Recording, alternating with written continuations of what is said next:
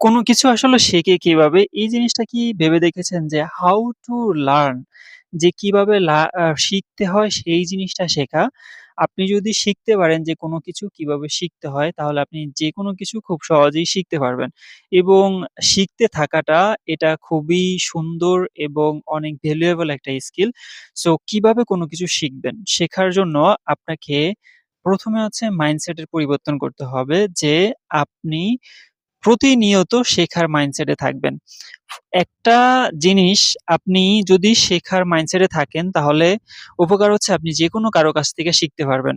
ছোট, বড় সবার কাছ থেকেই আপনি শিখতে পারবেন। এখন আ কেউ একজন কারো কাছে আপনি কোনো কিছু একটা জানতে চাইছেন। আ যেমন হতে পারে সেটা যে কিভাবে একটা Gmail অ্যাকাউন্ট ক্রিয়েট করতে হয়।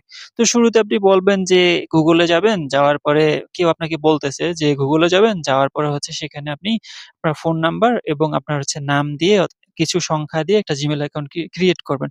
এখন আপনি যদি বলেন যে ওই মানুষটাকে যে, "হ্যাঁ, হ্যাঁ, এটা তো আমি জানি, এটা তো জানি।" কিছু সময় কিছু জিনিস জানা সত্ত্বেও বলতে হয় বা এরকম ভান করতে হয়, "আমি জানি না।" আপনি যতক্ষণ পর্যন্ত "আমি জানি না" এই জিনিসটা ভান করতে থাকবেন, আপনি অন্য মানুষ থেকে অনেক বেশি শিখতে পারবেন। আপনি এরকম একটা জিনিস খেয়াল করে করতে পারেন, আপনার সাথে অবশ্যই এরকম জিনিস হয়েছে। কেউ আপনার কাছে কোনো কিছু জানতে চাইছে, আপনি তাকে সেই জিনিসটা বলতেছেন যে কিভাবে ওই জিনিসটা করতে হয়। তখন ওই মানুষটা আপনাকে জাস্ট বলছে, "হ্যাঁ, এটা তো আমি জানি ধুর এটা তো একদম সহজ, ইজি।" তখন আপনার মন কিন্তু অনেক বেশি কষ্ট হয়েছে যে এত কষ্ট করে আমি আমার ব্রেইন খরচ করে ওকে এই জিনিসটা বলতেছি, ও এই জিনিসটা পাত্তাই দিল না। তো কোনো কিছু শিখতে হলে আপনাকে অবশ্যই আপনি পারেন না এরকম একটা ভান করতে হবে। এটা হচ্ছে একটা।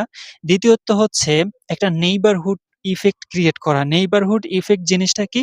সেটা হচ্ছে আপনি যদি শিখতে চান যে ভিডিও এডিটিং কিভাবে করতে হয়, সেক্ষেত্রে আপনি যে সোশ্যাল মিডিয়া ব্যবহার করেন এবং আপনি আপনার আশেপাশে যে মানুষগুলার সাথে প্রতিদিন মিশেন, এরকম একটা পরিবেশ তৈরি করা যারা সবসময় ভিডিও এডিটিং নিয়ে কথা বলে।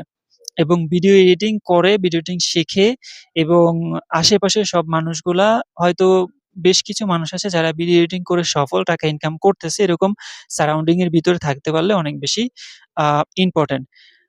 আপনি যখন ভিডিও এডিটিং শিখবেন এরকম একটা পর্যায়ে আছেন বা ভাবতেছেন তাহলে আপনার ১ম এই সোশ্যাল মিডিয়াতে গিয়ে YouTube এ গিয়ে ২ টা থেকে ৩ টা YouTube চ্যানেল সাবস্ক্রাইব করতে হবে যেখানে ভিডিও এডিটিং শেখায়। আপনি যখন আ আ এবং নোটিফিকেশন অন করে দিবেন।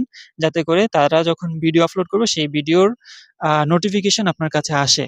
তো এক্ষেত্রে যেটা হবে আপনি যখন YouTube এ যাবেন, আপনি এমনি জেনারেলি যে ভিডিওগুলা দেখেন সেই ভিডিওগুলার পাশাপাশি আপনার সামনে কিন্তু এই যে ভিডিও এডিটিং এর কোর্সের ভিডিও আসবে। এরপর হচ্ছে আপনি Facebook ব্যবহার করেন। Facebook এ ২ টা পেজ ফলো করে রাখবেন, ২ টা গ্রুপ ফলো করে রাখবেন যেখানে ভিডিও এডিটিং নিয়ে কথা বলা হয়। আপনি আপ টু ডেট থাকবেন এবং আপনি যে জিনিসটা শিখতেছেন সেই জিনিসটা আরো মানুষ শেখে, তখন আপনার ওই জিনিসটা শেখার potential অনেক বেশি বেড়ে যায়।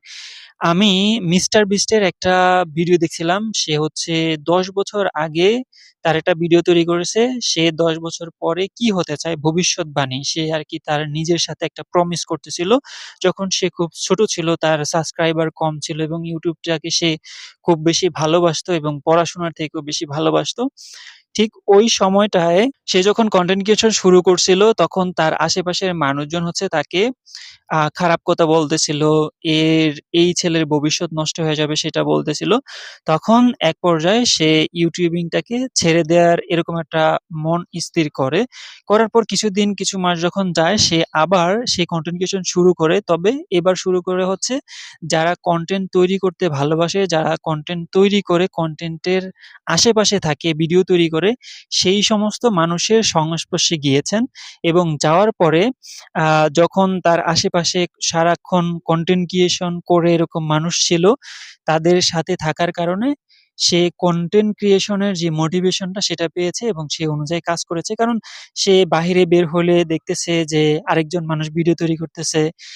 আপনি যে জিনিসটা করেন, সেই জিনিসটা যখন আরো অন্য মানুষরা করে, তখন কিন্তু ওই জিনিসটা করার প্রতি আপনার অনেক বেশি আগ্রহ বাড়ে। আপনি যদি TikTok করেন, কোন একটা সুন্দর স্থানে গিয়েছেন, সেখানে যখন আরো অনেক মানুষ একই সাথে TikTok করতেছে বা ভিডিও মেকিং করতেছে, তখন আপনার ভিতরে একটা আম আগ্রহ জাগে যে এত মানুষ করতেছে, আমিও করি। এবং এইভাবেই আসলে জিনিসগুলা হয়। আর আরেকটা জিনিস হচ্ছে আপনি যখন কোনো কিছু শিখবেন বা শেখার কথা ভাববেন তখন আপনাকে বেশ কিছু জিনিস ফলো করতে হবে। যে জিনিসটা আমি ফলো করি এটা হচ্ছে একটা ফরম্যাট। ফরম্যাটটা হচ্ছে কি? ১ম এ আপনাকে একটা যে জিনিসটা শিখবেন সেই জিনিসটা ফাইন্ড আউট করতে হবে। কারণ শেখার অনেক কিছু আছে। আপনি কি আর ইংলিশ শিখতে চান? আপনি কি জার্মানি শিখতে চান? আপনি কি ভিডিও এডিটিং শিখতে চান? আপনি কি গ্রাফিক ডিজাইন শিখতে চান? আপনি কি ডিজিটাল মার্কেটিং শিখতে চান? ১ম এ ফাইন্ড আউট করতে হবে। কিভাবে ফাইন্ড আউট করবেন? এই ফাইন্ড আউট করার জন্য ১ম এ আপনাকে আ ৫ থেকে ৭ টা আমি বলি ১০ টা স্কিল সিলেক্ট করতে।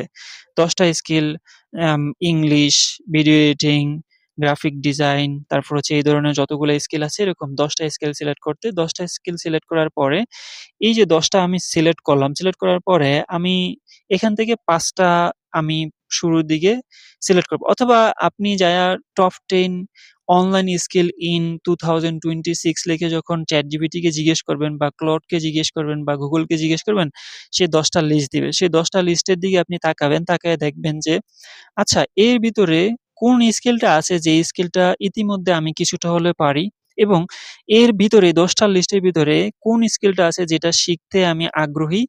এরকম করে আমি ৫ টা সিলেক্ট করব। ৫ টার থেকে ইভেনচুয়ালি যায়া আমি একটা বের করব। কিভাবে বের করব? সেই জিনিসটা বের করার জন্য আমি যে ৫ টা সিলেক্ট করলাম, সিলেক্ট করার পরে এখন এই ৫ টা নিয়ে আমি YouTube এ রিসার্চ করব ভিডিও দেখার মাধ্যমে। ৫ টার ১ম টা যদি হয় ইংলিশ শেখা, সেক্ষেত্রে আপনি ইংলিশ শিখার যে চ্যানেলগুলো আছে, সেই চ্যানেলগুলোতে আপনি ভিডিও দেখবেন। ২য় টা যদি হয় ডিজিটাল মার্কেটিং শেখা, সেক্ষেত্রে আপনি ডিজিটাল মার্কেটিং এর ৩০-৩৫ টা ভিডিও দেখবেন। ভিডিও এডিটিং শেখা যদি ৩য় নাম্বারে হয়, তাহলে ৩০-৩৫ টা ভিডিও এডিটিং নিয়ে আপনি ভিডিও দেখবেন। এরকম করে ৫ টা স্কিলে আপনি ভিডিও দেখা শেষ করবেন।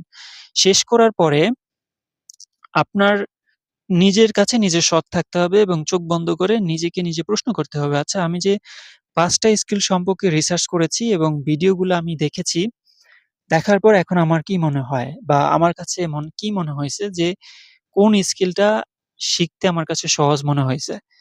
বিশ্বাস করেন যে স্কিলটা শিখতে আপনার কাছে সহজ মনে হয়েছে, ওই স্কিলটাই আপনি শিখতে পারবেন। এবং একটা স্কিল শেখা যখন আপনি শুরু করবেন, শুরুর দিকটা সহজ থাকে, মাঝখান দিয়ে কঠিন হয়, আবার শেষের দিকটা অনেক কঠিন হয়। তো যখন কোনো একটা স্কিল আপনি শেখা শুরু করছেন, কঠিন অবস্থায় যখন আপনি যাইতেছেন, তখন কিন্তু আপনি সোশ্যাল মিডিয়া ব্যবহার করেন। এবং যখন সোশ্যাল মিডিয়া ব্যবহার করেন, তখন ওই সোশ্যাল মিডিয়াতে অন্য স্কিল শেখায় এমন ট্রেইনাররা আবার ভিডিওর মাধ্যমে তারা বলতে থাকে যে, "আপনারা আমার কোর্সে জয়েন করেন। জয়েন করলে আ আপনি হয়তোবা ডিজিটাল মার্কেটিং শেখা শুরু করছেন। অন্য আরেকজন বলতেছে যে অ্যাপ ডেভেলপমেন্ট শিখুন, ওয়েব ডেভেলপমেন্ট শিখুন, ভিডিও এডিটিং শিখুন।" যখন আপনি ডিজিটাল মার্কেটিং এর কঠিন অবস্থায় আছেন, তখন আপনার কাছে ওই অ্যাপ ডেভেলপমেন্ট, ভিডিও এডিটিং আবার সহজ মনে হবে। কারণ সহজভাবেই জিনিসগুলা উপস্থাপন করা হয়। তো এই জিনিসটা থেকে আপনি এড়াইতে পারবেন যদি আপনি ওই রিসার্চটা আগে থেকে করেন।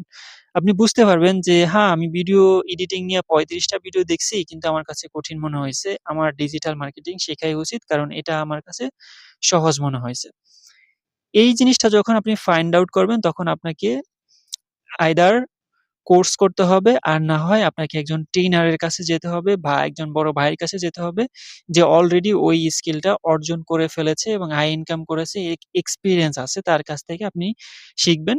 শেখার পরে যায়া হচ্ছে কিভাবে আয় ইনকাম করতে হয় সেই জিনিসগুলার প্রতি হচ্ছে আপনাকে যেতে হবে।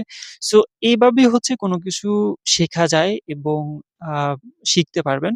কারণ আমি যেহেতু এই জিনিসটার ভিতর দিয়ে আমি গিয়েছি, সো আমি অনেকটা পথ আগানোর পর আমি রিয়ালাইজ করেছি যে আসলে যদি জিনিসটা আমি যেভাবে করছি সেভাবে না করে যদি এইভাবে করতাম, তাহলে আমার জন্য কোনো কিছু শেখা সহজ হইতো এবং আমার যদি কোনো একজন ছোট ভাই থাকতো, তাকে যদি কোনো কিছু শেখার পরামর্শ দিতে হইতো, তাহলে হয়তো আমি এরকম ফরমেটটাই আমি তাকে প্রোভাইড করতাম এবং বলতাম যে, "এভাবেই কোনো কিছু শেখা শুরু করতে পারো।"